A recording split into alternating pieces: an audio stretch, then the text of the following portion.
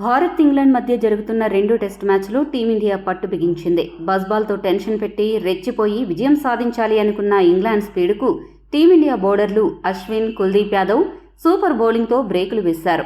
బౌండరీలతో విరుచుకుపడి team India ఆత్మస్థైర్యాన్ని దెబ్బతీయాలి అని చూసిన ఇంగ్లాండ్కు టీమిండియా బౌలర్లు అద్భుత బౌలింగ్తో కీలక సమయంలో వికెట్లు పడగొట్టి దిమ్మ తిరిగే షాక్ ఇచ్చారు.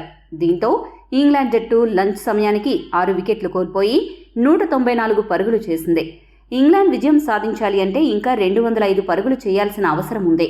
ఇంకా బెన్ స్టోక్స్, బెన్ ఫోక్స్ మాత్రమే ప్రొఫెషనల్ బ్యాట్స్మెన్గా ఉన్నారు. టీమిండియా విజయానికి అడుగు దూరంలో ఉన్నట్లు కనపడుతోంది. ఒకవేళ స్టోక్స్, ఫోక్స్ గట్టిగా బ్యాటింగ్ చేస్తే పరిస్థితులు తారుమారు అయ్యే ప్రమాదం ఉంది. ఓవర్నైట్ స్కోరు 67 పరుగులతో 4వ రోజు ఆట మొదలుపెట్టిన ఇంగ్లాండ్ బ్యాట్స్మెన్ మొదటి సెషన్ ఆరంభంలో చాలా సంయమనంతో బ్యాటింగ్ చేశారు. నైట్ వాచ్మెన్గా వచ్చిన రెహాన్ అహ్మద్, జాక్ రాలీ ఇద్దరు దూకుడు పెంచి భారత బౌలర్లకు కొద్దిగా చుక్కలు చూపించారు. వీరిద్దరూ ఫాస్ట్ బౌలర్లను అవలీలగా ఆడుతూ స్కోరును వేగంగా కదిలించారు. ఇలాంటి సమయంలో టీమిండియా కెప్టెన్ రోహిత్ శర్మ సరైన సమయంలో అక్షర్ పటేల్ను రంగంలోకి దించాడు. కెప్టెన్ ఆలోచన సరైనదేనని నిరూపిస్తూ Akshar Patel night watchman Rehan Ahmed wicket రాబట్టి భారత శిబిరంలో ఉత్సాహాన్ని నింపాడు. తెలివైన బంతిని సంధించి అహ్మద్ను వికెట్ల ముందు దొరకబుచ్చుకున్నాడు. దీంతో 95 పరుగుల వద్ద ఇంగ్లాండ్ రెండో వికెట్ కోల్పోయింది. రెహాన్ అహ్మద్ 31 బంతులను ఎదుర్కొని 23 పరుగులు చేశాడు.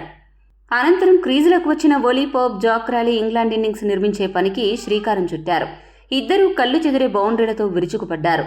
పరిస్థితిని నిశితంగా పరిశీలించిన అశ్విన్ బంతి విసరడంలో వైవిధ్యాన్ని ప్రదర్శించాడు. అనుకున్నట్టుగానే పోప్ అశ్విన్ బుట్టలో పడ్డాడు. దూకుడుగా ఆడే క్రమంలో రోహిత్ శర్మకు క్యాచ్ ఇచ్చాడు. 3వ వికెట్గా అవుట్ అయిన పోప్ 21 బంతుల్లో 23 పరుగులు చేశాడు. మరోపక్క క్రాలీ మాత్రం సహనం కోల్పోకుండా సంయమనంతో ఆడి హాఫ్ సెంచరీ మార్క్ అందుకున్నాడు.